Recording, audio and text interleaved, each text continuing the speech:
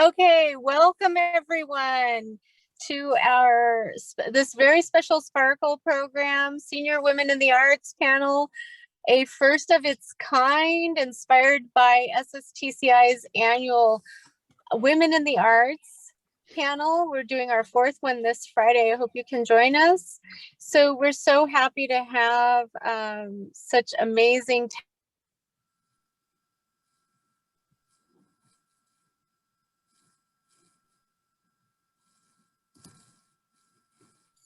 Can hear you. Lisa, you're muted.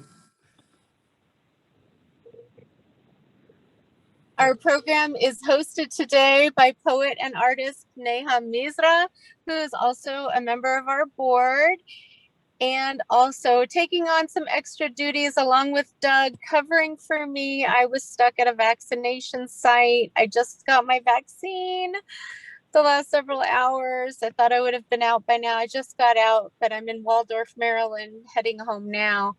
But I'm going to listen in while I drive home because I know it's going to be a wonderful program. And, you know, we've been doing Sparkle for about nearly 10 years with Silver Spring Village. So I will turn it over to Neha or Doug. Doug, did you want to say something about the village or? Sure, yeah, I'll echo Lisa's comments. Thanks everyone for joining. Yes, thank you to those of you who are sharing your works of art. We really appreciate that, and it's uplifting after such a time of all that we've been through for almost exactly a year now. Yeah.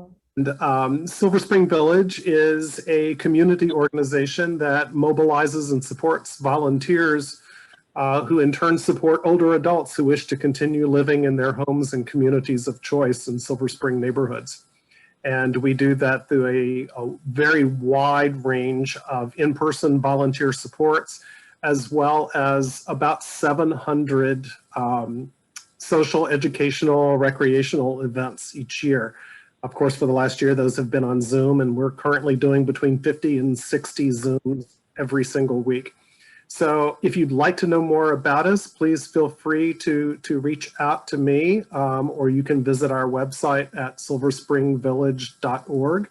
And you can find out a great community that presents lots of interesting events and wonderful supports. So with that, then I will turn it over to Nia. Thank you so much, Doug, and thank you, Lisa. Hi, everyone. My name is Neha Misra. Neha means love in Sanskrit, which is the ancient language from India, as you may know. It is also language of my ancestors. My Nanny, my late grandmother, was a scholar in Sanskrit, so I wanted to share that and hopefully channel some of her magic.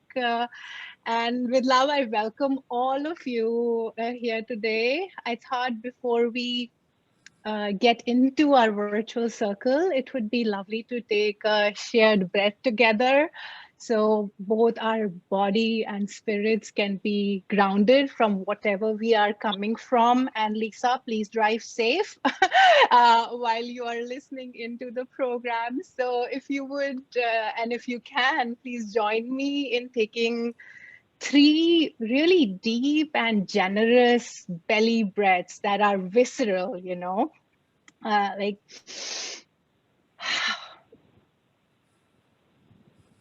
yeah, can you join me? Okay, that's 1. And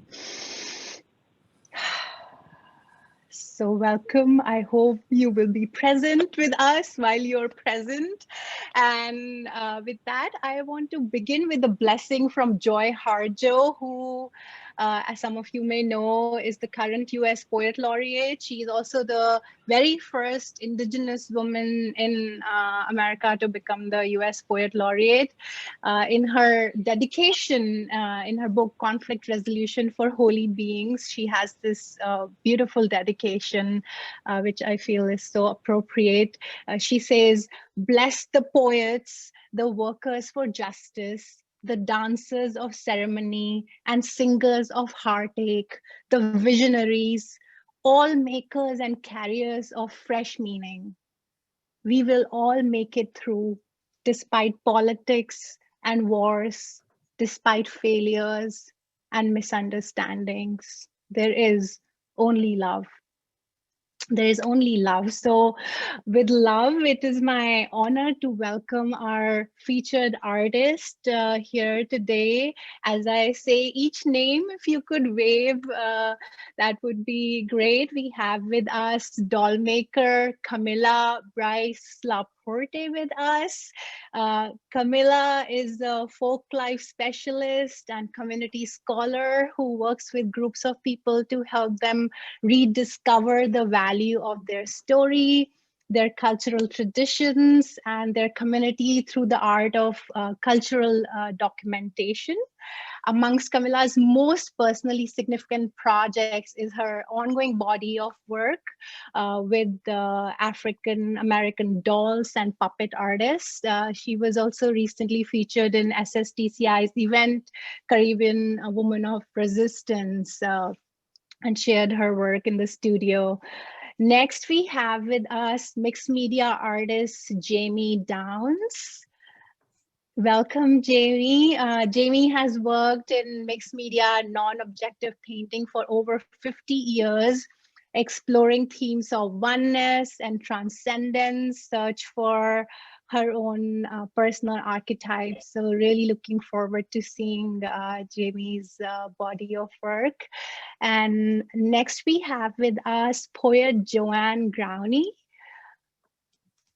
Here is Joanne. Joanne is also my beloved neighbor and someone who introduced me to SSTCI. Joanne grew up on a farm, and though she has always loved poetry, a science scholarship helped pay for her college. She majored in mathematics and taught maths during her long professional career, and is particularly amazing at blending maths and poetry together, that we will learn more about today. So welcome, Joanne. Thank you so much for joining us. Next, we have with us artist Leslie Ann Hansley with us. Here, yes, I see Leslie. So wonderful. Leslie hails from Kingston, Jamaica. She is an artist residing in Silver Spring. She's self-taught. Leslie's work is inspired by vibrant colors, African masks, and her Jamaican culture and heritage, and this vibrancy really speaks to me because I have lived and spent time in multiple places in sub-Saharan Africa, so the vibrancy just speaks to my spirit so much, and really looking forward to hearing more about your journey. Leslie, welcome. Next we have with us artist Marjorie Hirano. Marjorie, welcome. Thank you for joining us. Marjorie has received honors from the Artist Guilds of Chicago, the Society of Typographic Arts, and the Graphic Arts Council of Chicago, and many others.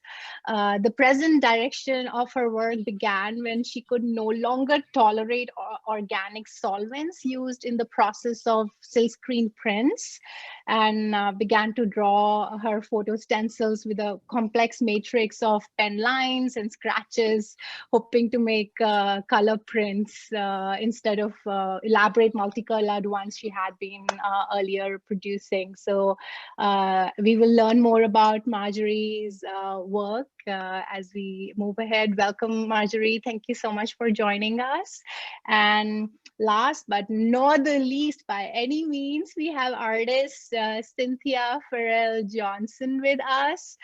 Cynthia is a fan of vibrant colors as well, like me. Her work in gouache, acrylics, and mixed media Cynthia have been inspired by people she met and places where she lived during her 25 years of globetrotting as a US diplomat. Cynthia has served in West Africa, Central and South America, which exposed her to a wide variety of artistic traditions and forms of expression. So that's really a tiny window to what is incredible body of work and bios of each of these artists. So I request you either to see the program invitation or our Facebook page during the course of the program. I'll also add links to their websites and more information. So please look out for that as well. I also encourage everybody during the course of the program, if something speaks to you about what the artist is sharing, please feel free to either use the reactions button and give them some love, or even if you want to do wiggly fingers or just signs, it helps to really connect while we are on our screens. So as we dive into intro remarks by each of the artists now, we will go alphabetically by first name. So we will have Camila first. And I want to share just a few more words with you, which I feel speak to the spirit of our gathering. This is from Maya Angelou's essay, Art for the Sake of the Soul. It's from her book, Even the Stars Look Lonesome. She says, I believe that without the presence and energy of art in our lives, we are capable of engaging in heartless activities without remorse and cruelties with clear consciences. We become base because we think of ourselves only as base. We find no delight in immaterial things and address ourselves and each other in cruelest terms, for we believe we are deserving of nothing better. We must infuse our lives with art. Our national leaders must be informed that we want them to use our taxes to support art. So I just wanted to share that, like how art is so critical for the soul of not just our country, but I would also say for the soul of our world, really, as an immigrant, I would say that even more so. So grateful for all the artists who are sharing, and for all of you. We are all artists in our own spirits in different ways. So with that, I want to welcome Camila to please share us brief overview of your artistic journey and what has brought you here. Thank you, Camila. We'll unmute you now.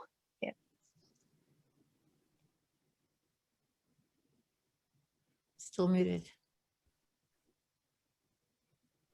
Am I unmuted now? Okay, good. All right. So behind me, I guess you can see the girls. This is Nanny. This is the latest one. This is Grand Nanny from Jamaica. Okay, so the journey began for me, and it's a wonderful introduction because it kind of hit it. I began doll making as a way of self-healing. I thought I was doing this. I was making dolls for young girls at my church, and I realized, oh, I'm the one that's being impacted. The dolls started out as little, you can see this, the little one right here. And I got the courage to take a class at Montgomery College taught by Wendy Daniels on doll making. And what happened was, like many of you, I'm a first generation immigrant. And that, even though I had a great family, my personal journey was not always great, and oftentimes marked by discrimination and violence, a lot of violence. And I never said anything. I just kind of held it in when I was little. And eventually you know, when you start to have children of your own, you realize, oh man, you think you're toughing it out, but you're not. You're just bringing it forward. And there had to be a way. I had to find heroes to make me feel like a person and know that that my people have made a contribution, that I wasn't alone. And the dolls did that. So what I discovered, I mean, we knew that my aunts and my grandmothers and all of that were very strong. And you see Beverly here, I have 10 aunts. Beverly's the one that we married her. But Beverly, when I was a little girl and I came to the United States, I couldn't read English very well from Panama. And Beverly introduced me to books, scholastic books that were written in big print. And she would send me books about women. Marian Anderson is the one that I remembered the best. And that just opened the world for me. I was in the 6th grade reading on a 1st grade level. And at the end of my 6th grade summer, when she started sending me scholastic books, I was reading Shakespeare. And it just opened a whole world. And what happens now, but reading was never natural. Writing was never natural. It was something that came late. So what happens when you have something to say and you cannot read or write or express yourself with language? Well, you can express yourself with art. So each of these dolls, you'll notice that each one of them has a head wrapping. And that's indicative of their Caribbean heritage. Each one of them, and for me, the Caribbean actually starts at the end in Georgia with the Gullah people. That was one of my first dolls. The second doll was that was one of my second dolls. The first one was the Congo Queen from Panama. And it was and that's a story about a Black woman, a Congolese woman, who actually defends her people against the devil, and the devil happens to be a slave trader. Then there is the doll over there. It's a Seminole doll. I don't know if you can see her. She's in the blue. That doll speaks to the mixed race of Black people in this hemisphere. She is a Black Seminole doll. The one next to her, you can't see her, the one in the white with the white hat, her name is Césaline, and she was a voodoo priestess. She was actually responsible for starting or inspiring the Haitian Revolution. This one is Celia Cruz. Celia Cruz, what's revolutionary about Celia Cruz? One is that she left Cuba, much to Castro's chagrin, because she wanted to do her music, and she's dressed the way she is because one of the things that she did do was celebrate Lukumi, the Black religious tradition of Cuba, even though she was a devout Catholic. This one here, this is Jemoja. Jemoja, the Queen of the Seas. The Africans believe that she rescued the ones that were thrown over or died en route to the Americas from Africa. And she remains a central figure from the southern United States all the way to Uruguay. They celebrate her every year. This one here, she's wearing a mantilla. This one is Anata Njai. Anata Njai was actually a slave owner, but she was the wife of a slave owner from Spanish East Florida, and she fought against the Americans, kept her people, the enslaved population on her plantation, safe. She created something similar to a compound, and eventually she and her husband actually advocated for the release of slaves. It's a complicated history, but as it turns out, she is cousin to one of the friends that several of us shared, Cynthia, Lisa, and I. This is Diana Njai's husband's cousin. as it turns out. I made the doll, then discovered that was there. The woman in white, she's a bambula dancer from the Virgin Islands. The Virgin Islands, there's not one major rebellion or revolt in the Caribbean that wasn't either spearheaded or in which women didn't participate. And every year they do a Dollar for Dollar festival.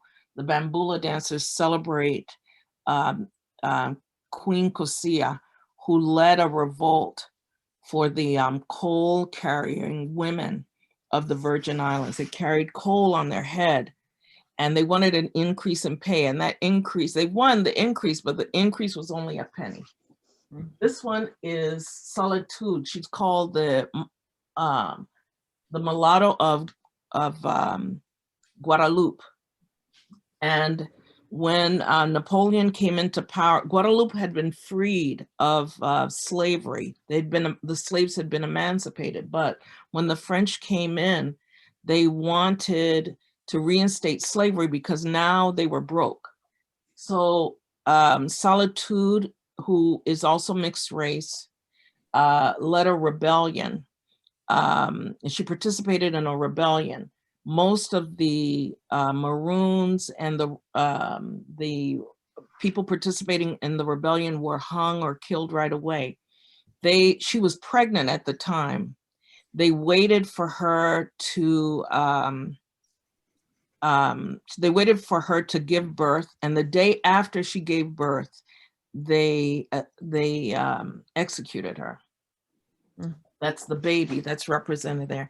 Grand Nanny is probably the most famous of the rebels from Jamaica. She was an Ashanti. When before Celeste, my aunt died, she said to me, I was telling her about our ancestry from Guinea, and Celeste said, no, but I'm an Ashanti. I am a Maroon, and I am from Jamaica. And sure enough, that's true. That's where our heritage is also from there. And this woman has Celeste's attitude. She's a leader. She and her brothers burnt down many plantations in order to liberate slaves. And her objective was to keep her people free. This little bag here, she was considered an obia woman. You know what an obia woman is? Really? It's a medicine woman. It's a woman that knows how to use herbs. And she prays over the herbs, right? It's not always negative. Voodoo as well. But it's better to have that negative connotation in order to suppress these women. So one of the reasons they all have on, and the last one is Maddie Lowe. I don't think you can see her in the back. She's a gullah.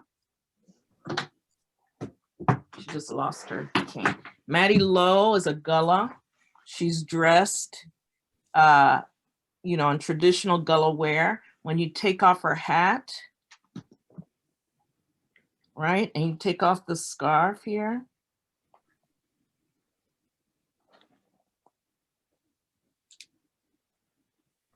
she becomes a spiritual Baptist woman. The spiritual Baptists are actually descendants of the Gullah. The Gullahs participated in the Revolutionary War, fought against the Americans with the British, with the promise that they would get land and they would be able to worship as they wished as Africans. And they were sent to Trinidad and to other islands after the war. And they were still persecuted up until the 20th century. So by doing these dolls, it helps me remember the contribution of Caribbean Americans and Africans, descendants to the Americas. Were everywhere. We've made a contribution from here to Uruguay and across to Peru, Ecuador. We're everywhere. And when the former president made his comments about, what kind of nations, it sent me into high gear. And to try to get the information out to young women, and so that no one in this country should feel like they're there are people who haven't made a contribution. Everybody has made a contribution. So that's what the dolls are about. One of the next dolls will be Luisa, who was actually a Indian chief in Puerto Rico. I'll also do one for the Dominican Republic. And another one which tells the story of Rama, because a lot of West Indians are also what we call East Indian descent. So I'm trying to cover it, cover everything. That's what my art is about. It's about us feeling like we've made a contribution, and that no one should feel left out of the American story. Nobody should feel the kind of violence and devaluation that our ancestors felt, and quite frankly, that I was made to feel when I was a little girl. So that's what this is about. Wonderful. Thank you so much, Camila. Thank you. Those are just the word that comes to mind is magnificent. They are just such a piece of art and spirit. And you know what it reminds me? I grew up in Delhi. Yes. And when I was growing up, I actually didn't have brown dolls that looked like me. We used to fight with my mom for Barbie. Wow. And my mom, then would be like, no, but you know what, like if a child only sees that, and like it took me my adult life to feel really beautiful in my brown skin. Yes. And to even see like dolls which looked like me. Right. And so it's just such a important work you are doing. And if ever in future when the world opens, if one gets to travel or maybe just look it up virtually, Delhi has a doll museum, which is one of my favorite places on the planet. So thank you. One other thing, if anybody knows, a lot of Black West Indians also have heritage in the British Isles. So I would like to have, if you can think of a folk character or somebody, I'm just putting the words out, that that could represent that group of people. They were also persecuted, Irish and Scots. And if you check your DNA, you'll probably find it in there. Right. So if you can, that's it. That's the last. Yeah, so putting it out there, and with that, we'll come back to a discussion. And next, I would invite Cynthia, who I have never met in person, but I somehow feel we are kindred spirits because of Cynthia's just colors and world experiences. So Cynthia will introduce us to a video we have, and then I will line up the video. Cynthia, welcome, and please go ahead. Thank you, and welcome everyone, and thanks for spending time with us this afternoon. Several months ago, I was invited to participate in a film project that Montgomery County Media was planning. They wanted to feature Black artists from Montgomery County during Black History Month. And I really felt honored and flattered that they would invite me to participate. So this film that you're going to see, it's a very short documentary. And I thought that would be the best way to introduce me to you, as well as to introduce my art to this gathering. So thank you. And go ahead and tee up the video, please. Great. Thank you, Cynthia. And I'm just lining this up. 1 second.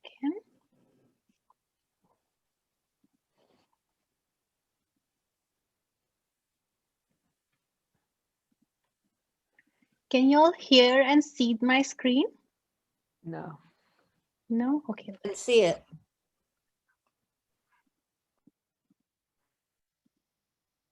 Okay, 1 second.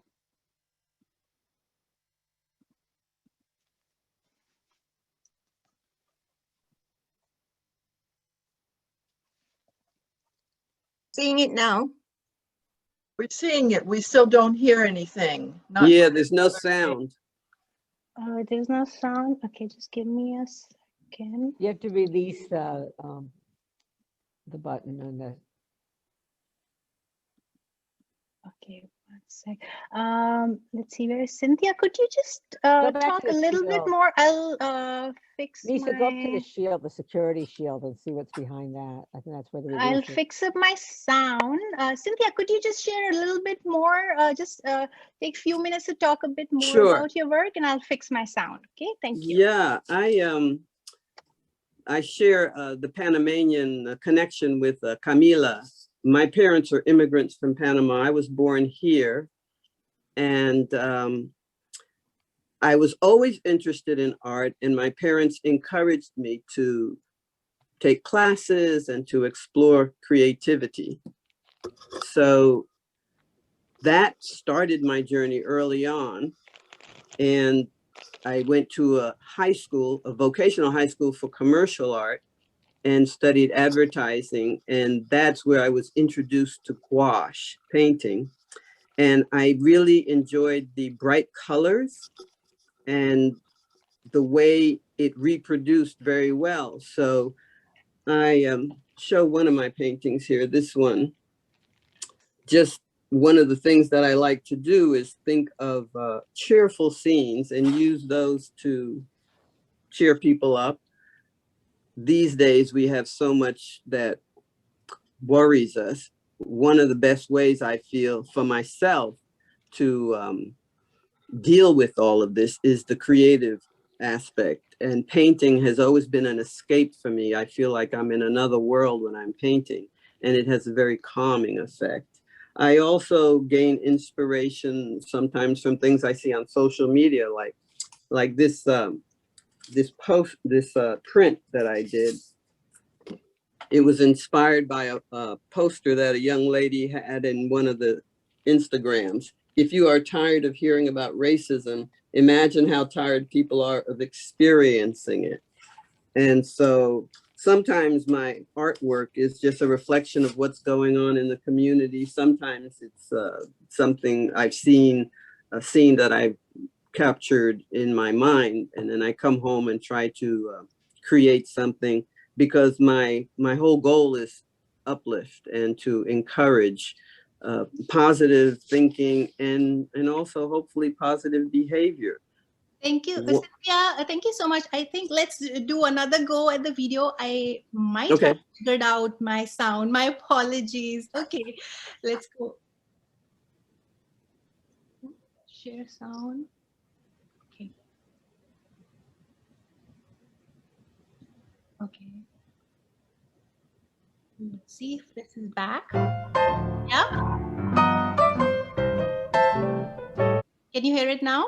Mm-hmm. Yes. Okay, success. Thank you. Okay.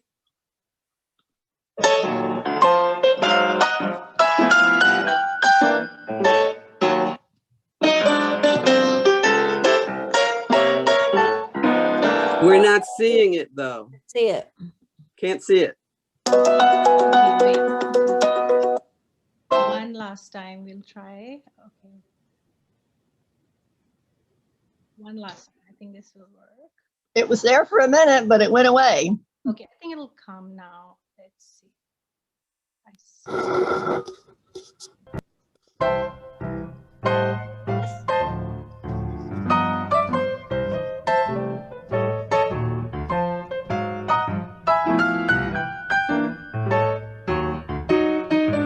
So both are working? Mm-hmm. Okay. All working, just needs to be full screen. Okay. Yes.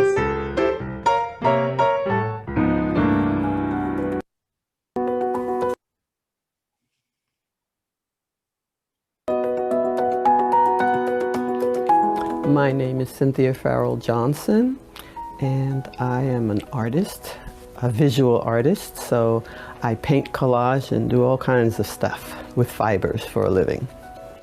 Cynthia Farrell Johnson's artistic visions fueled her mind early as a child. I can't remember a time when I was not interested in art. Mom, who was also an artist, she always carried a little pen and pad in her purse. And so she would pull it out, draw some pictures for me, and give it to me and say, now it's your turn. So every Christmas when they asked me what I wanted a tea set and I wanted a paint set.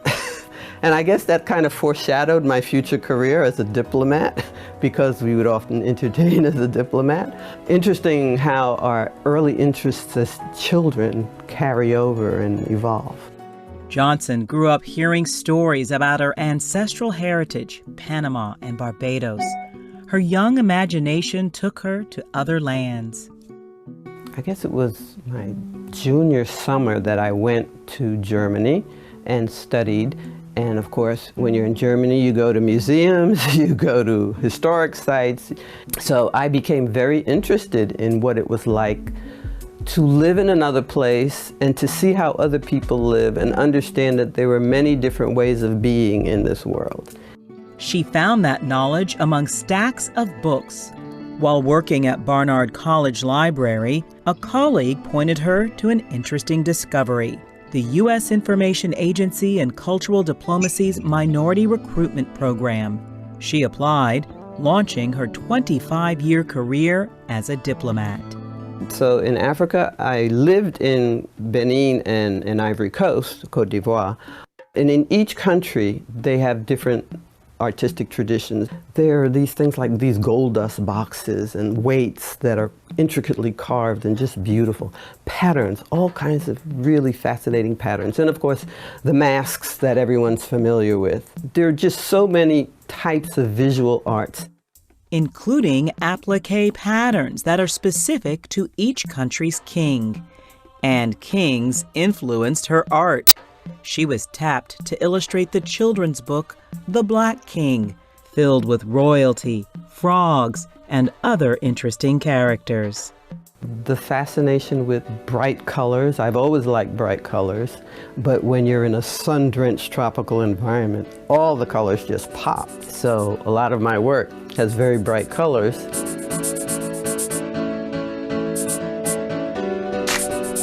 When I'm painting, I often just go into another zone. For me, the zone is, yeah, this is what I want to do. This is where I want to be. I love these colors. Yeah. It's just a very positive place and a calming place. Johnson hears music and her father influencing her while she works. The first one is a series I did interpreting spirituals that my father sang. My father was a bass baritone. He studied music, but his day job was a printer. Oh, I also learned about colors from my dad, too. Her other favorite series features interpretations of songs by women, which also speak to her. One time someone asked me, "Why are you always painting women in your pictures?" And I said, "I paint what I know." I mean, what do you want me to paint? I paint what I've experienced, and I want to honor those women who are out there working hard every day. Johnson says she loves Montgomery County, and Montgomery County loves her back. Her work can be seen in several places, like here in the conference room of Shepherd's Table in Silver Spring. And she says one of the reasons she likes this area is because of the diversity. Montgomery County influences me in that it reminds me of the wider world. We were looking for a place also where our children would not be the only ones in a classroom, but would have a variety of students from different backgrounds, because that's what makes life interesting. Beauty, kindness, and vibrancy in a diverse world keep Johnson creating. It's spelled out in her artist statement. Our world is full of rich, beautiful colors. My goal as an artist is to record beauty. In the process, I hope my art will bring joy into the viewer's life. My goal is to remember that every day there are more individuals acting out of love and kindness than hate. In telling their stories, I hope to inspire and comfort others. Cynthia, thank you so much for sharing your art with Shepherd's Table. My art represents a journey in life. I'm Diane Roberts for MyMCM.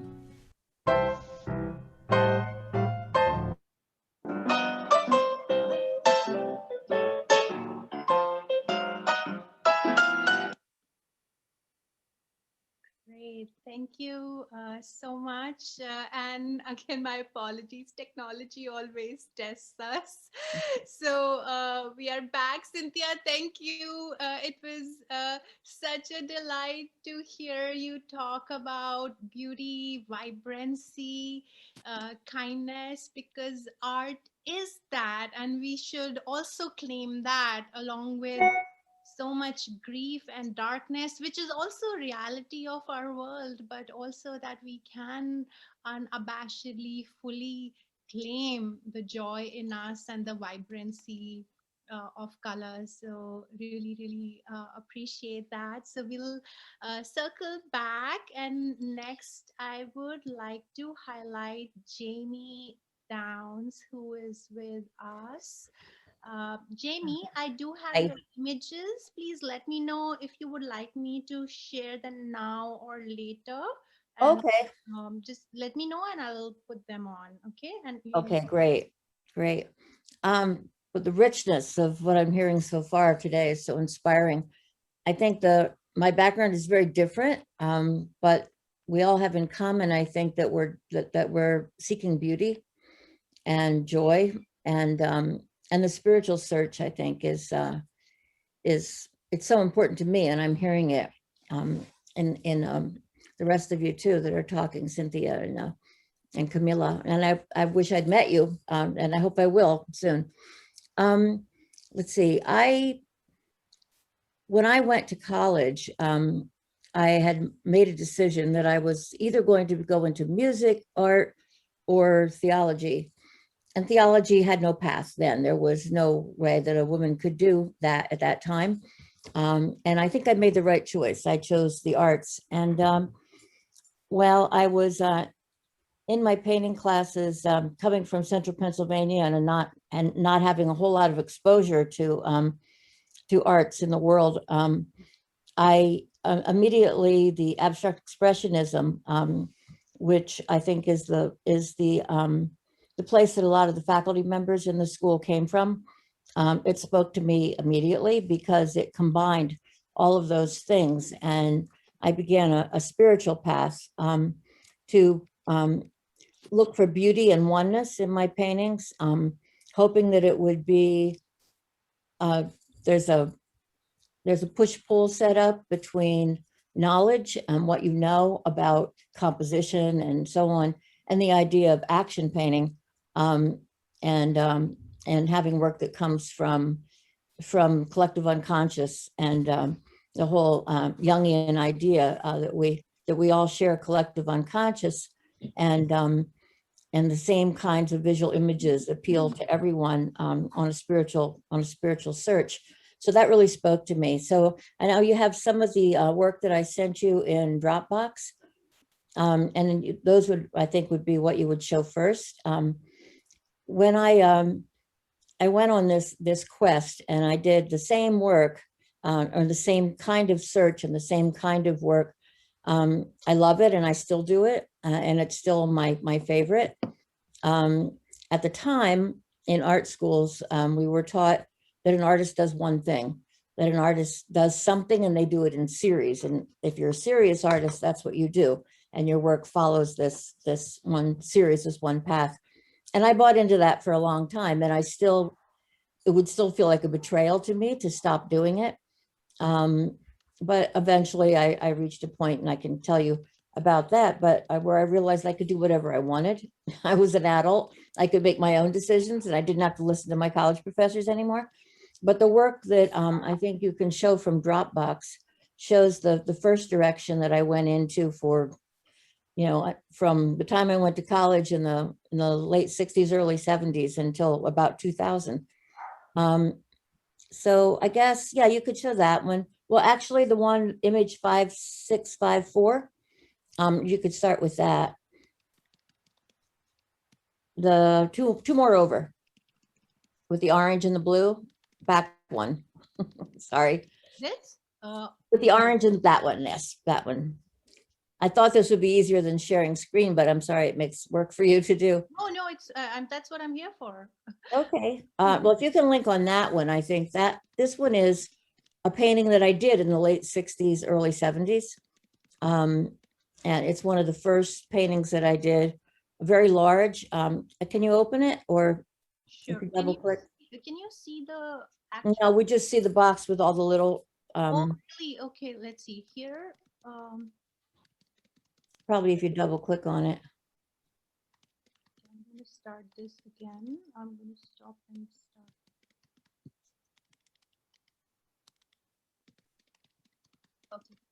The so this work came from that place. The idea that an artist speaks with their vision of oneness, their vision of the one, which is all, which is everything, that we all belong to and come from. And this work is probably about 4 foot by 5 foot, something like that.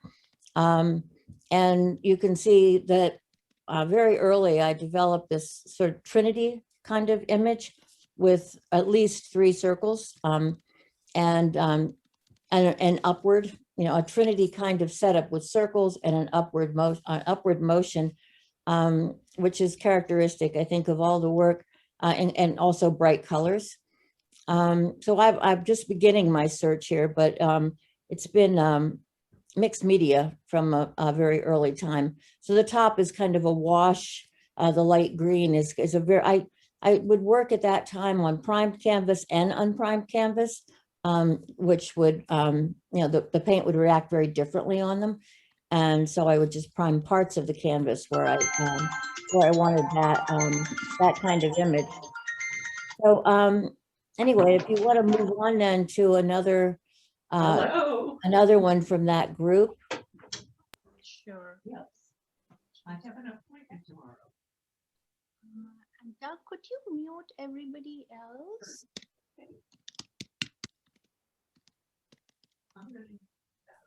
Jamie, there's one called Enjoy. There's called Oneness with Glass Bead. Yeah, the one that's white and gold. I think at the very beginning, I should have named them in a way that you could pick up on. No problem. I have pulled it out. Just a second. Let's see if it's this one. Yes. Okay. This one is a few years later, but I'm still it's still the same search. There were, I think this type of more active painting and adding paper to the mixed media was a direction I was going in. Mixed media has always meant a lot to me. The idea of abstract expressionism was that, you know, you would put something down and then you would react to that, and each element of the painting is a reaction to what's already there. And so this is a mixture of acrylics. This was in the 80s, and luminescent, iridescent acrylics were very big at the time, were just being introduced. And so that's where it went there. So there's gold paper. There looks like there's some oil pastel in there and acrylics and maybe some watercolor.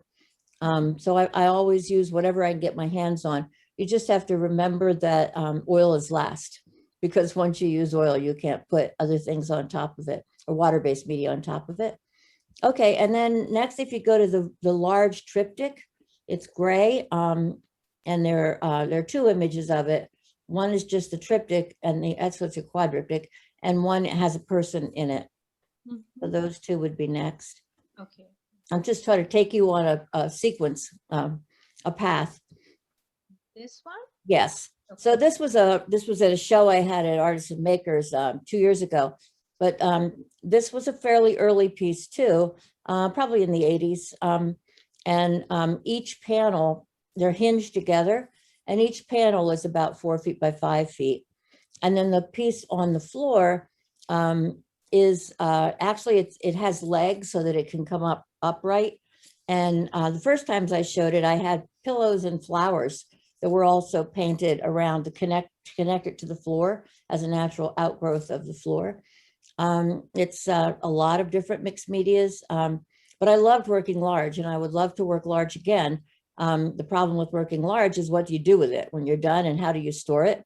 So you don't have an image of it, but later I began to solve that problem by working on 2 foot by 4 foot masonite and then working progressively on different pieces of masonite that I could then put next to each other, and you could just pile them up one on top of the other for storage.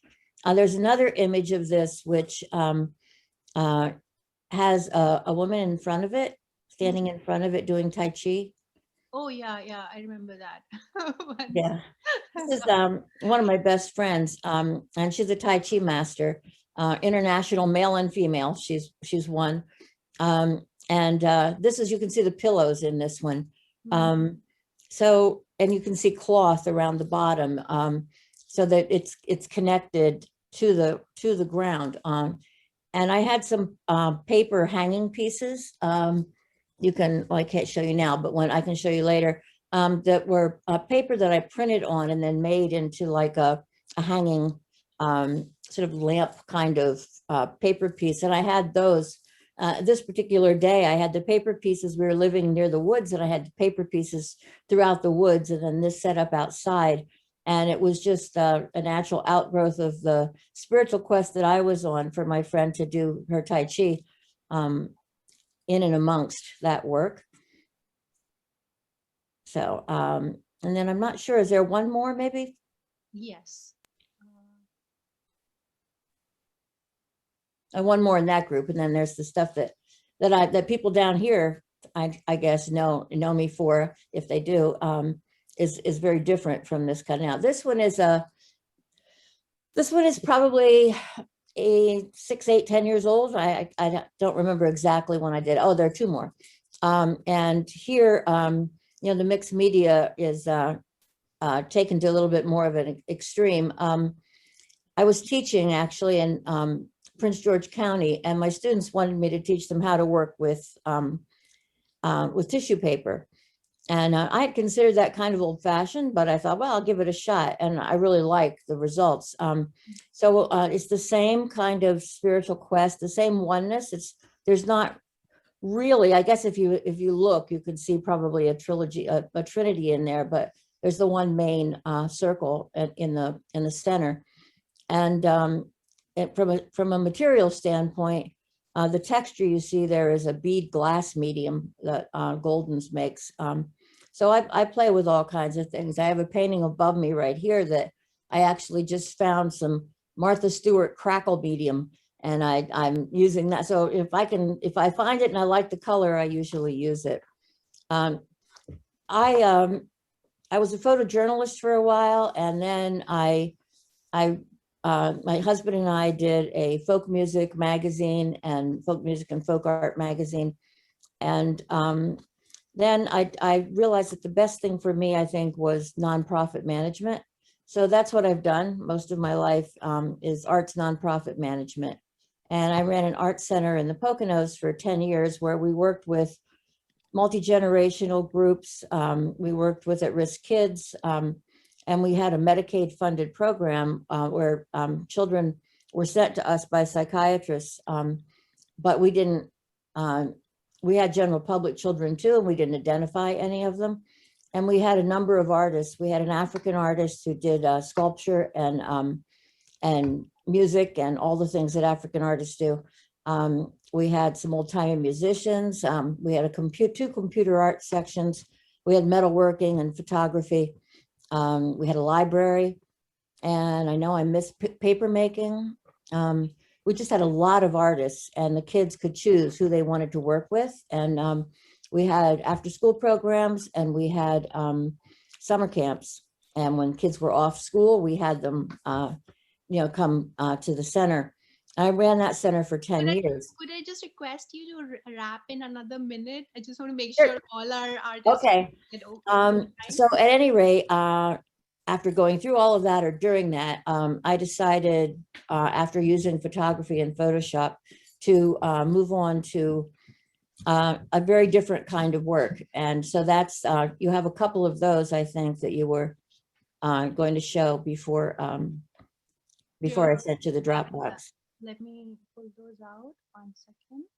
So it's really a combination of the same thing. I have animals, I have flowers, I have birds, and but they're all in the same, they're all affected by the 40 years of non-objective art. And so people down here know that work as my work. You can see a little of it behind me. I think there's a duck and an elephant. And over here, my most, oh, what happened? Oh, good, you're showing that. Okay. The reason I brought up the center is when the center closed, I just felt like I didn't have a place to come from. I couldn't do the non-objective work. So I started writing the words of Meister Eckhart and is a mystic. And I started writing those words, and then those words would allow me to do the painting. So this is the last one that I think I have there of that series of non-objective work, even though it continues. And then I started doing birds and animals and the kind of beauty that we see all around us. So the work that you might have seen in the promotion for this is floral. I have a floral series, an animal series. And lately I've been working on bees because that's what I see from my house, bee balm in the front yard. And I've been doing bees and irises and in isolation because that's what I see. And so that's what I'm doing, but it's all very influenced by what I did before that.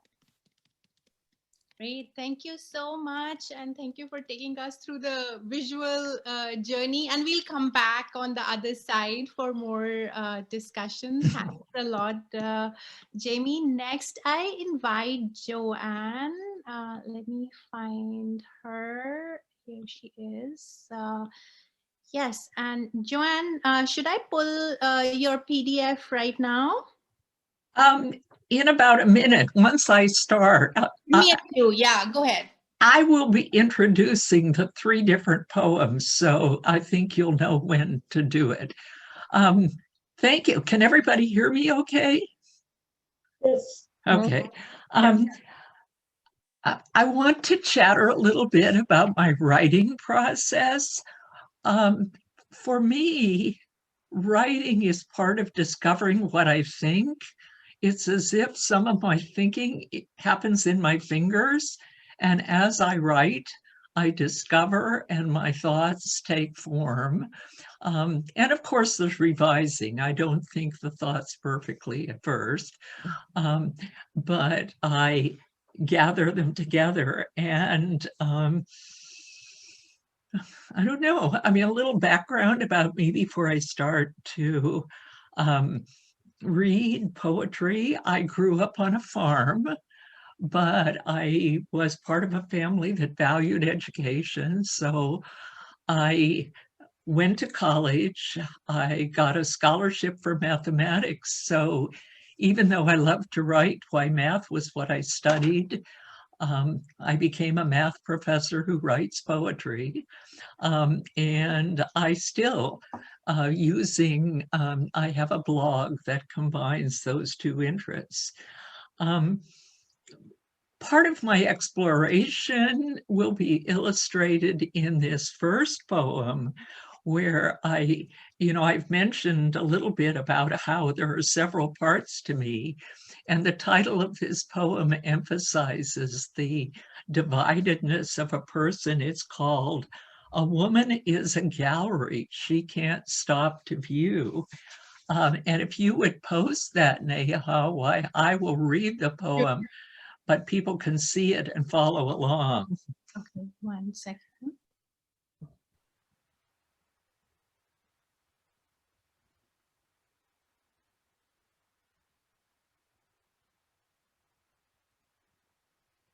I'm just pulling it up. Okay. It's called "A Woman is a Gallery She Can't Stop to View," and it's a poem with 5 parts, 5 short parts.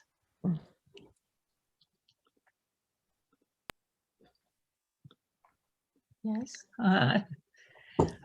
Part 1.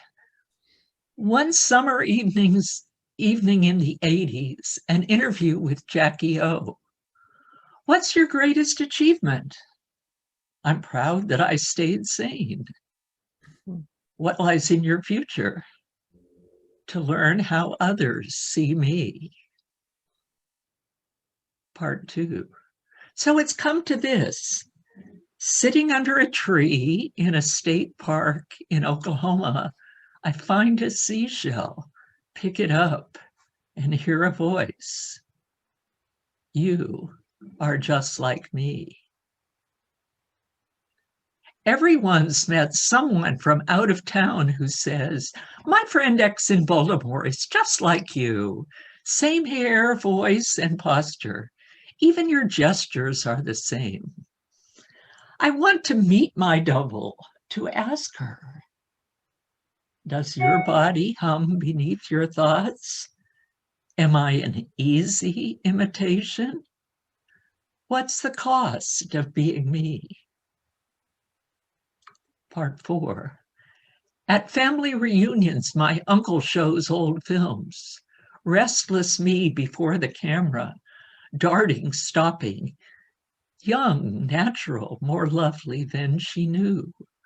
But what's the use to know her since she's gone? My mother made much of helpful little girls. Praise still persuades me.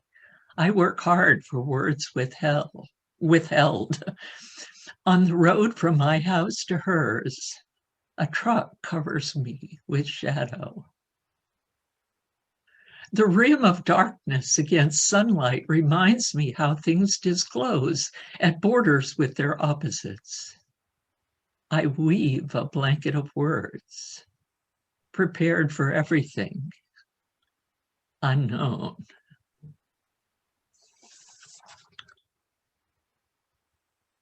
Besides discovery of myself, I have wanted to remember those people with whom I have shared my life.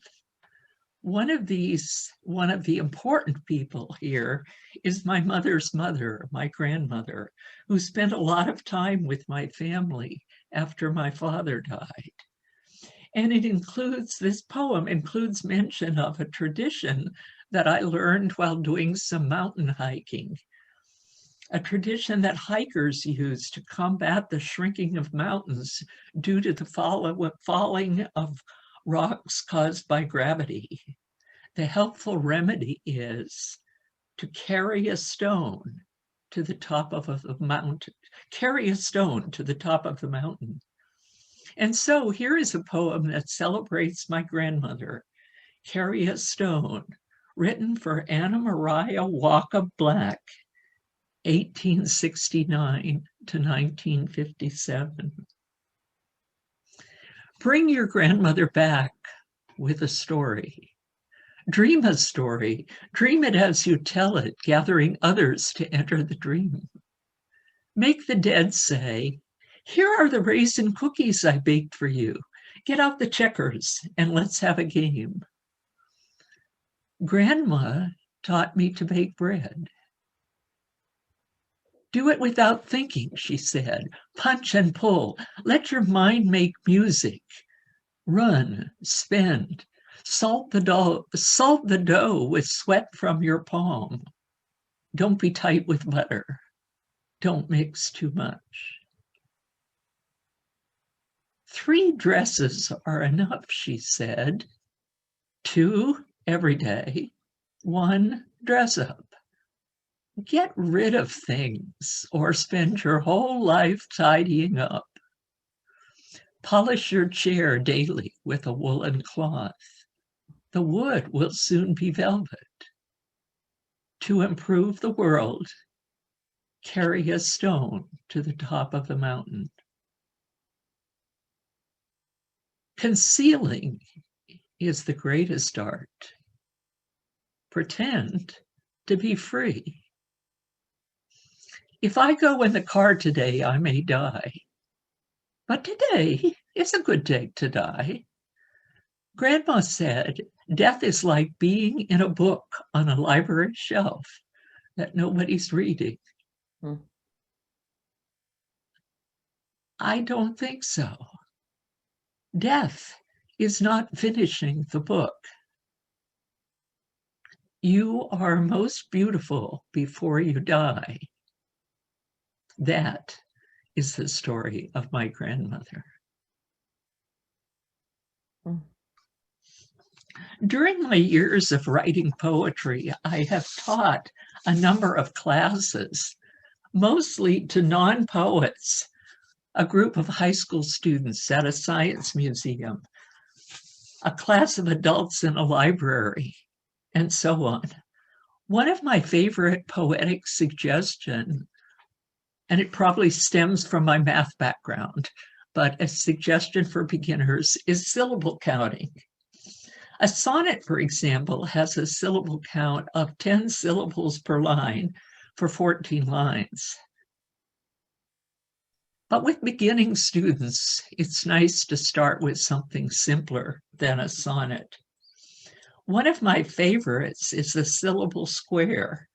That is a poem in which the number of lines and the number of syllables per line are the same. It's illustrated by the first poem on the screen. Girls who change, light bulbs change, everything. And here's another syllable for you to listen to and see if you can hear the syllable count per line. All over the world, fashionable shoes, trendy, hazardous, uncomfortable, keep women in place. 5 by 5. Another syllable count poem, and I got to using this fairly often on Twitter last year as the pandemic started, is a type of poem called a fib. A fib is a 6-line poem, not untruthful, but 6 lines whose syllable counts follow the first 6 Fibonacci numbers. Now, the Fibonacci numbers are a pair of numbers that start with 1 and 1, and you get the next one by adding the 2 preceding. So 1, 1, 2, 3, 5, 8, and so forth. Right, here are a couple fibs. This one is a coronavirus fib. Don't touch me with your fingers. Use your heart, we must. Keep bodies distant and stay safe. And a fib for the spring season. Birds sing. Trees bud. Daffodils and tulips open. My eyes and nose and heart love spring. Thank you for listening. I close with a haiku entitled Pandemic. Exponential growth. Small numbers doubling quickly. A world upended. Thank you for your attention, and please ask questions if you have them. Thank you so much, Joanne. Love grandma and Fibonacci numbers. I appreciate the wholeness of it. And may I also say, I've not seen you in person in a long time. I love your hairstyle. So thank you for sharing with us. All right, thank you for, I'm loving this group that I'm part of. I'm learning a lot about art. Thank you. Next, I want to invite Leslie, who also is a maker of absolutely splendid art and colors. Here, Leslie, if you could unmute yourself and I'll spotlight you, and please give me a cue whenever, Leslie, I can pull out the images I have. Yes. As you may see, everyone, thank you for your patience. I have exponentially gotten better, I think, with technology. You're good. Thank you. I feel very privileged to be amongst you, esteemed female artists. My journey to paint began in 2008 after I retired and at the young age of 72. I have had a successful career as a owner of a garment factory. And in the early 70s, I became an accountant. However, from an early age, I had always liked creating and decorating, but being an artist was never one of my goals. When I came to the US from Jamaica in 1981, I wanted to maintain my Jamaican identity, claim my African heritage, while assimilating into American life and culture. My husband used to travel to Africa for work, and he always brought back artwork from each country. I began to see the beauty in African art and became inspired by African masks and African quilts. So without much thought, preparation, nor training, I started to paint my interpretation of African masks with a Jamaican theme. With encouragement from family and friends, I decided to call myself a self-taught artist, which to me sounded more truthful than just an artist. I still find it hard to call myself an artist. But because of my business and financial background, I wanted to make a business out of my art and started selling on Etsy and social media. I learned that to monetize my art takes much more than artistic skills. In this world of social media, you must have marketing. You must be able to market your art. This takes new skills and lots of times. Now, in my 4th year of being an artist, and after listening to my admirers and customers, my art has evolved, and I now paint my African and Jamaican inspiration with an abstract and contemporary theme. My work is very bright and colorful. I have never met a bright color that I did not like. My goal is to maintain my Jamaican identity, still claim my African heritage, and keep assimilating in American. So I have achieved some of my life's goals. So if you'd like to turn to some of my art now, I hope you won't be blinded by the bright colors. Love it. Just pulling it. Okay, here we go. One by one, I'll pull it.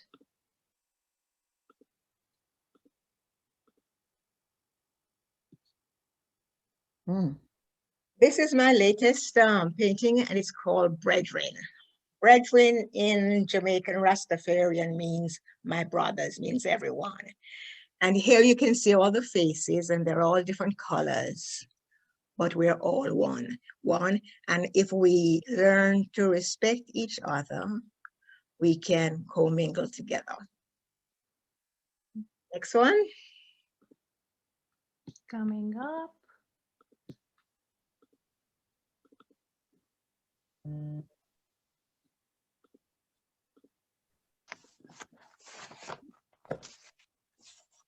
Oh, this one is called Carnival Time. This is about people coming together during a carnival, dancing. A lot of our carnivals reflects back on our African heritage. And so you see all these masks here, these 2 gentlemen with their masks. And these are like ribbons, and as if they're dancing, or it's to represent dance. Next one.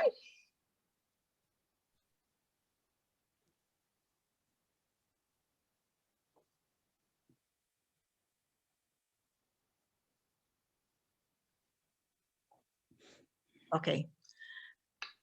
I painted this in January, and during the time of the inauguration, and I call this lady Dulcimina, but she really represents Camila Harris with her pearls hair. I used a stencil to make her lace blouse. And I still came back with all the different colors that can make up one's face. Next one.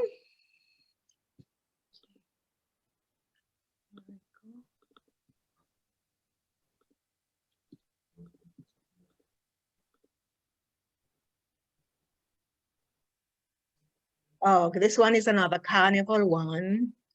This was called Jimbilin. And these, by the way, these names are all Jamaican names. I just apply them to my painting. And once again, you see the mask here, or faces that represent masks. Colors like that could be colors and that could be in an African quilt, and patterns that can be an African quilt. So they're all different, but very, very bright. Next one.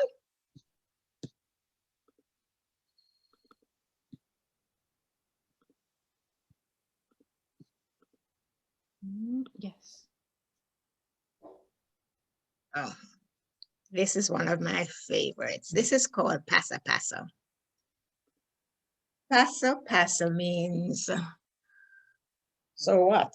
So what? And so it doesn't really mean anything, and it means a lot. So there again, what the face is, different colors, different patterns, but still very, very bright. I think we have one more.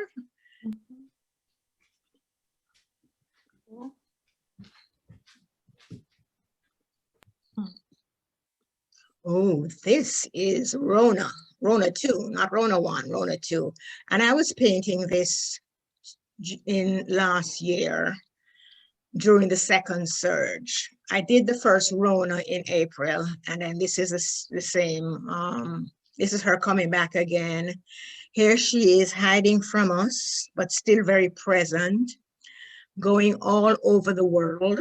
These are all these lines means, and just creating a lot of havoc. So those are my paintings. Leslie, there's one more. May I share? Oh, there's one more. Sure. Yes, yes, yes. Here you go. And so wait 1 second.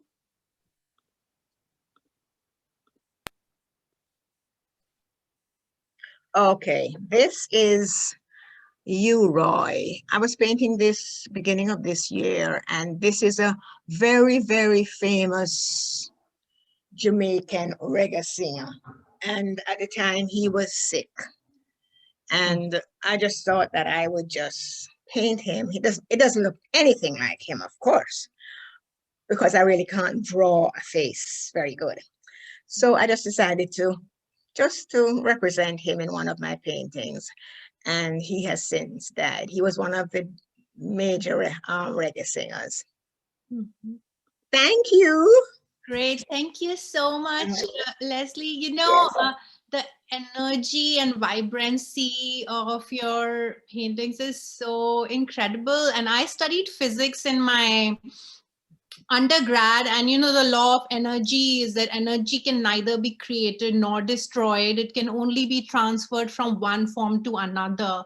And I feel art itself is a transfer of energy, you know, life energy itself. So this energy is just so wonderful. Thank you. Thank you very much. Yeah. And also you mentioned your husband's travel. Actually, I lived in Tanzania, and actually behind me, if you see, yes, I saw that. Yes, yes. Painting from Tanzania. Yes. So it's so wonderful to see how you weave your own heritage, and being here is just so inspiring and stunning. So thank you so much. Thank And you. now, last but not the least, by any means, I want to invite and here spotlight Marjorie to share about your creative journey. And Marjorie, I have your artist statement and also the image which was in the brochure. Please let me know whichever one you may want. What I pulled out some postcards, so why don't I just show you? Yeah. Can you see that? Yes, yeah. That's milkweed squared. And then I've got another postcard. These are old. I don't know if you can see it. It was a announcement from the Katzen from American University. And this was another one, a show that I did from American University. Okay. And this is a very old one I did in Cedar Rapids. Okay. All right. Tell you about my journey a little bit. I don't know what you have. Oh, my statement and so on.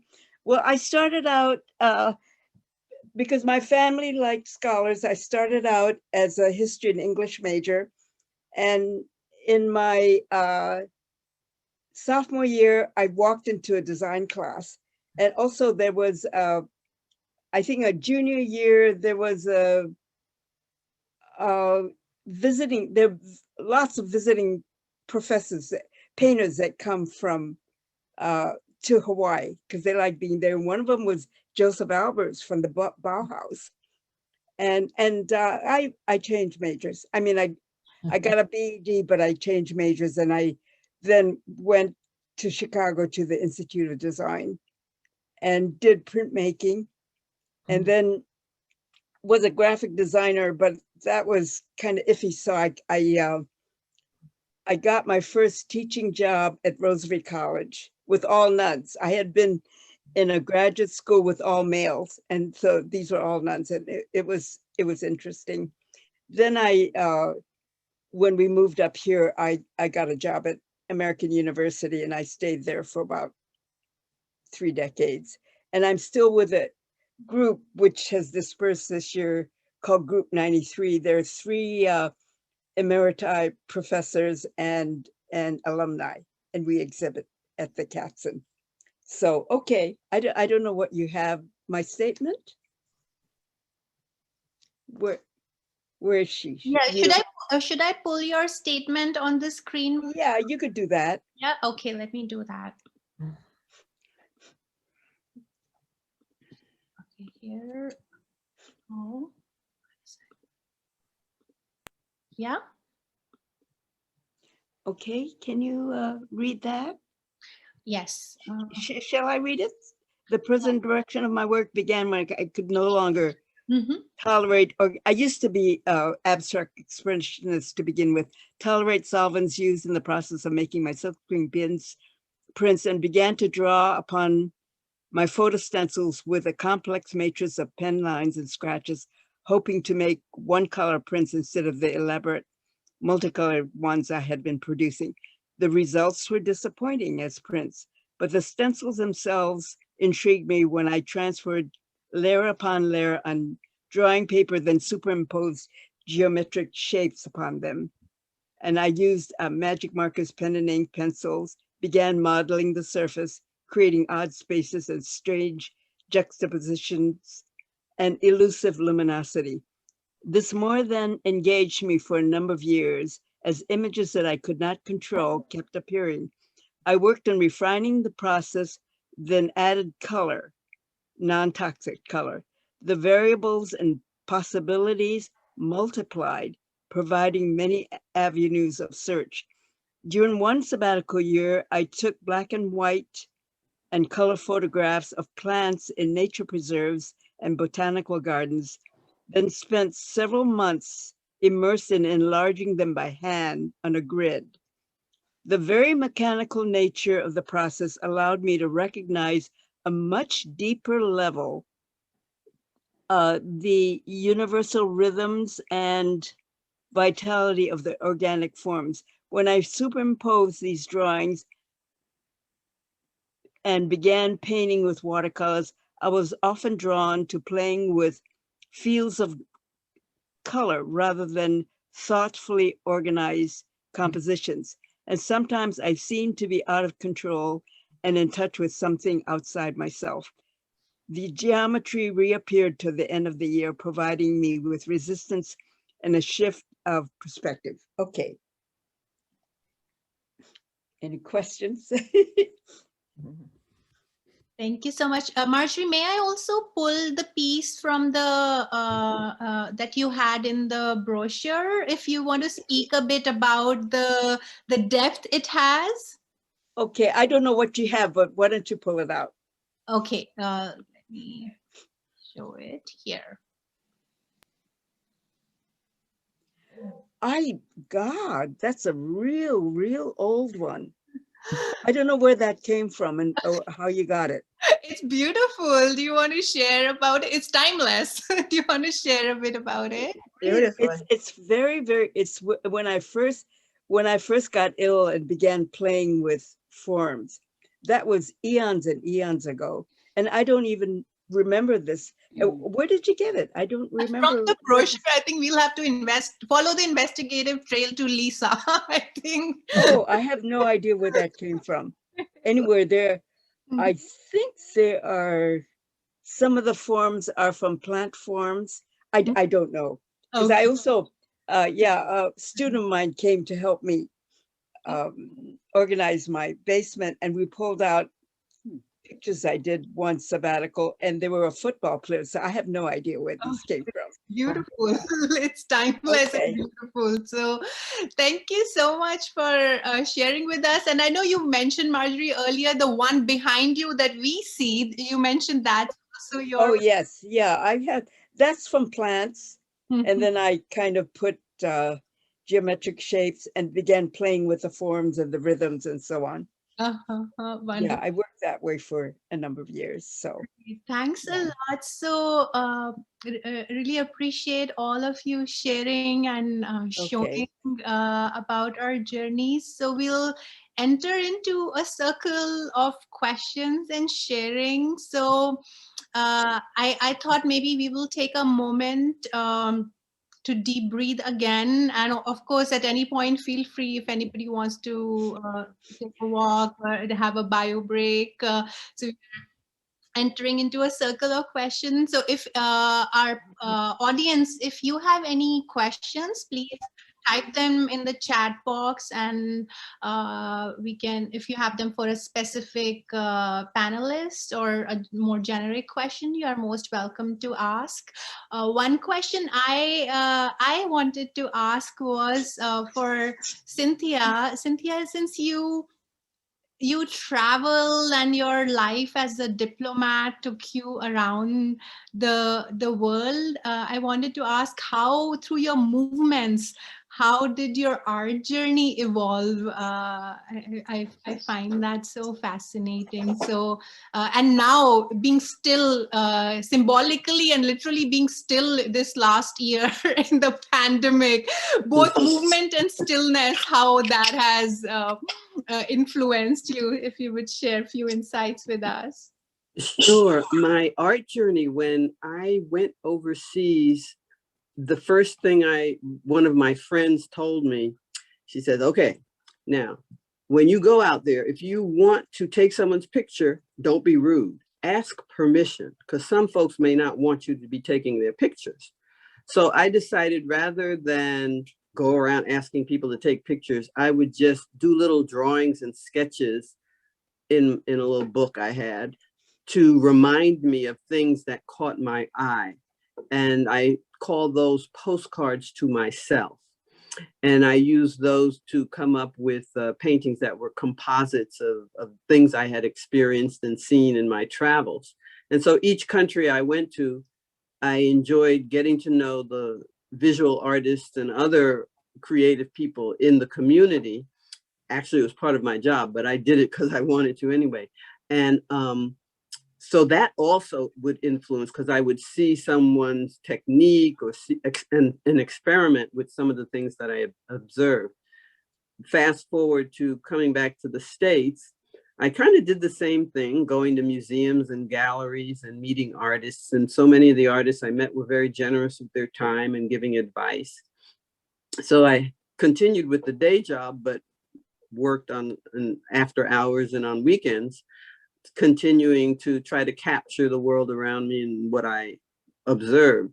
And this past year, because we were limited in what we could do, I began not just focusing on imagery, but on words, because it seemed to me that words have such power. And back in, I guess it was 2018, I started working on a series, Words to Live By. And as things began to unfurl in 2020, I began writing an essay each month about a specific word. I had put together a calendar featuring some of those words with the illustrations that I'd done. And then I began writing little essays inspired by both faith tradition and other wisdom makers out there, quotes from sage people. And so that's what I've been doing this past year. And that's what has gotten me through the lockdown, just focusing on the words to live by, the words we need to focus on, like justice and mercy and listening and kindness and things of that nature.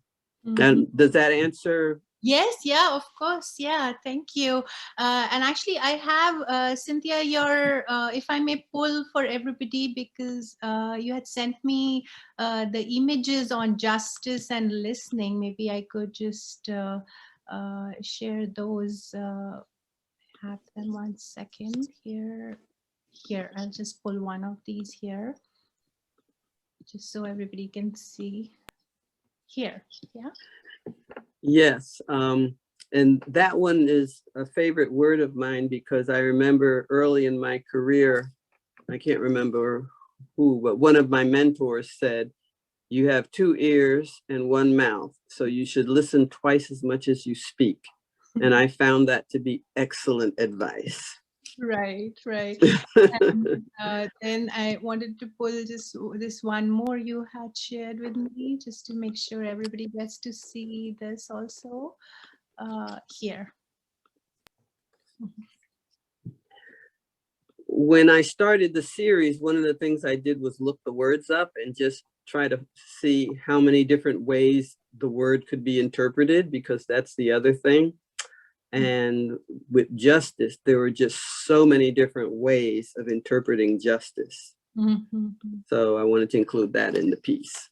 Thank you. Thank you so much. And actually, that's a wonderful dovetail for rest of our panelists. I want to open up, and anybody feel free to jump in, raise your hand. We are in an open circle now.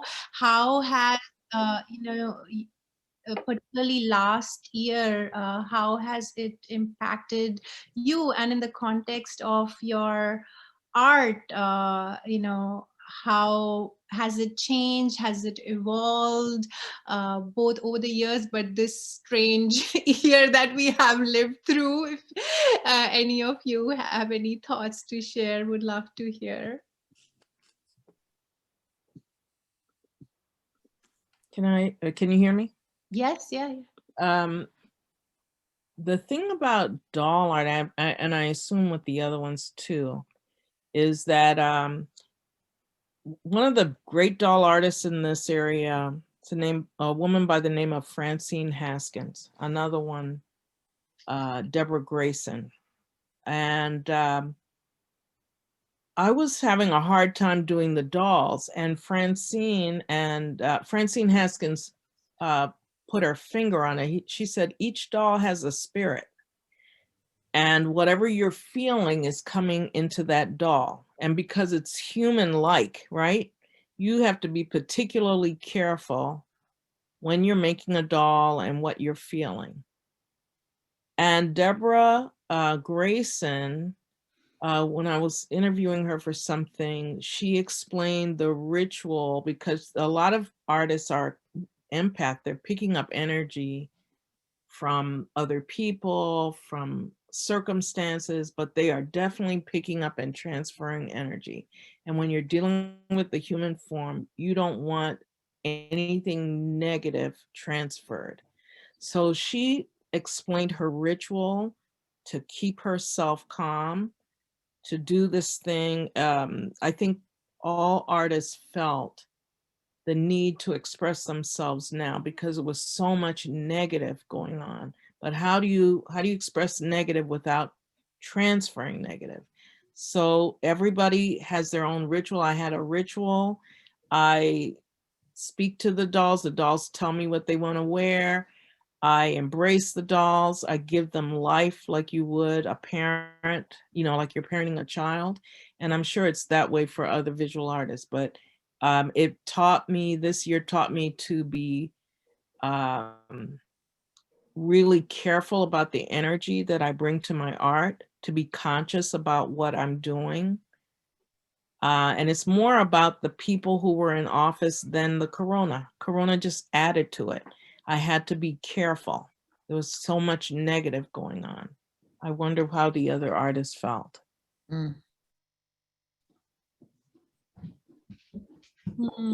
Any of our other panelists want to share? Yeah, I realized when someone said it's been a year, I realized that March 11th was the last time that I really left my house. And I still haven't, except to ride in the car and lately to walk at Brookside Gardens, but I haven't been in a store or any place like that for a year tomorrow. And what I decided that I would do is think of it as an artist in residency. And I would do an artist in residency in my house. I was here, I could paint, you know, I had nothing disturbing me. And so that's what I did. And I think my artwork, which is, I think some of the artwork you have there that we didn't show, my artwork represents that too. It's all just what I could see out my window. You know, like the iris says when it was covered with wet, you know, after the rain, and all the intricacies in it, and endless bees. And so I did a whole lot of bee paintings because my whole front of my house is bee balm, and so it attracts them. And so I think I just found the beauty that I could find closest to me, and set the time aside as just being art time. Great, thank you so much, Jamie. Joanne, you were raising your hand. Yes, I just wanted to speak about, of course, I'm sort of the math person here, but I wanted to speak about the fact that the pandemic has given more time for partnership between science and the arts. I think I've seen a lot as people are confined. Science people are appreciating art more. And art people are connecting and illustrating science. And I hope this is something that can continue to grow, because I think science needs the imagination of artists. And probably there's a way that artists can benefit too from connection with the sciences. Question. I can see how artists might have been influenced by science because we were being bombarded with it. I'm interested in what you saw that made you think that scientists were being influenced by art, other than maybe the little icon that we came to know so well. Yeah, it's actually, this is Marge. It's actually the creative process. I mean, part of the way I studied was art and science are totally integrated. And when you start doing your search, it's just totally integrated. So I don't separate them. They influence each other. They influence me the same way. Yeah. Cool. Leslie, you wanted to say something? Yeah, I found last year, despite the virus, that I was very happy. I was very creative. Every day I would do something to create art or to market my art. And I think because I kept that the focus, it didn't seem as bad. I had friends who were just terribly depressed. I had 2 friends who had to leave town to go to somewhere else. But I think because I had a focus, it really helped me to get through the year. And of course, with the paintings, with the bright colors, and trying to tell my little story about my Jamaican and African heritage, that created a lot of balance in my life. Thank you, Leslie. I also wanted to share with everybody in the chat, I added a link to Jamie's art and Cynthia's website, Leslie's website. Jamie, I think I also have your Facebook page link. I'll also add that. Just want to make sure you can continue exploring everybody's art in case we missed anything because of time. One question I had for our panelist, I recently got a signed first edition, I'm very happy to say, of Nikki Giovanni's new book, which is called Make Me Rain. And she has this beautiful poem. It's a brief poem I want to share with you and invite our panelists to share any advice on the other side of the poem, especially for other artists of all ages, and especially any, younger and senior artists alike. So this poem is called Our Own Path. She says, sometimes we need to try on another person. We try on different shoes and socks, blouses and pants, and when we think it might matter, better looking underwear. We need to try on patience and love, forgiveness, things of that nature. We need to remember we are good looking, smart, wonderful. And mostly, we need to pick and choose who we listen to. So we follow our own path. Yeah, we need to follow our own path. So I wanted to both express my gratitude to each one of you and also ask you, there's this line in the poem, you should choose who you listen to. So it's a 2-part question. You can choose any of them or both of them, as we have 10 minutes left. Who in your life did you listen to that you are like, that, that good that I listened to that. And second part, in making your own path, what advice would you give to other artists? So any thoughts from any of our panelists? And after that, if we have time, our circle and our guests also, if you have your own thoughts, your own additional question, please share. So yeah, whoever wants to share who you listen to and that you feel, yeah, good, or advice for other artists.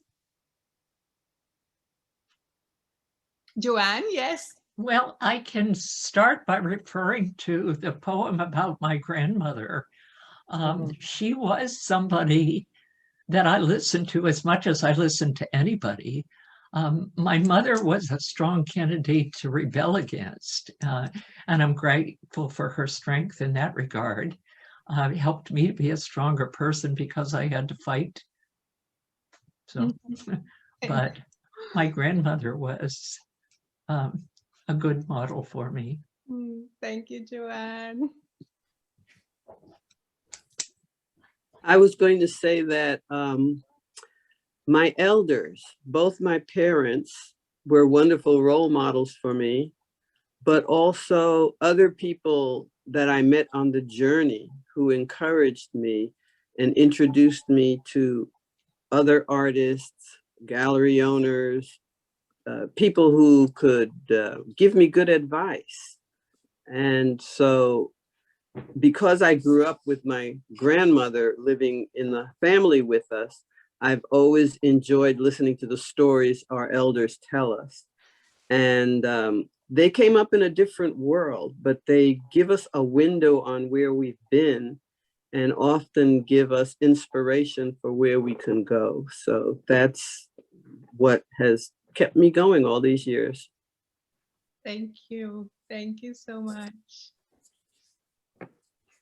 Any other thoughts, Leslie? I would echo what Cynthia said about family. You know, growing up in a third world country, you had to do things for yourself. You couldn't just go to the store and buy something. So my father was very, very creative. All the kids, I mean, we made a lot of things. We made our radios. We refurbished all our equipment in our house. We did a lot of creative things, but we were never artists. We were mostly science and computer minded. So I would say my parents, out of necessity, and then a lot of friends that I have met along the way, especially in the last 4 years when I became an artist, have been very, very kind to me. And that kindness has inspired me and kept me going. Thank you. Camila, did you have any to share with us? I think I was also inspired by friends and family. I didn't realize how really creative our family was. You know, you take it for granted, as like Leslie, these are people that can do things.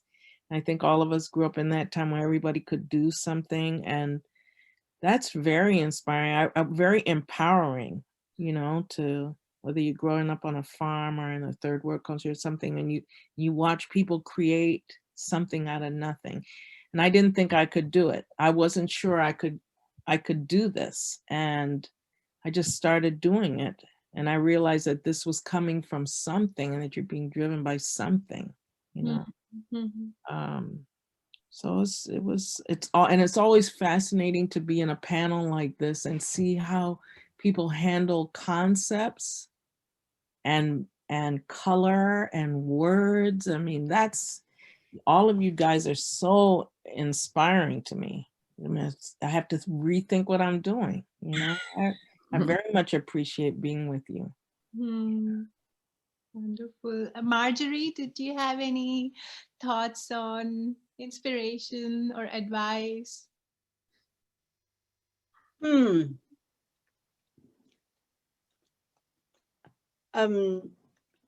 don't know. I think just follow what interests you. right. And I found so many interesting people that I learned from on my journey. So very many. And I have been in a group called Group 93 at the Katzen Museum at AU, made of emeriti professor. There are 3 of us, and alumni, and have been exhibiting there. But the thing that we would do, I would go there to critique other people's work all the time. And that was very interesting to do. Right. Thank you. Thank you for sharing that.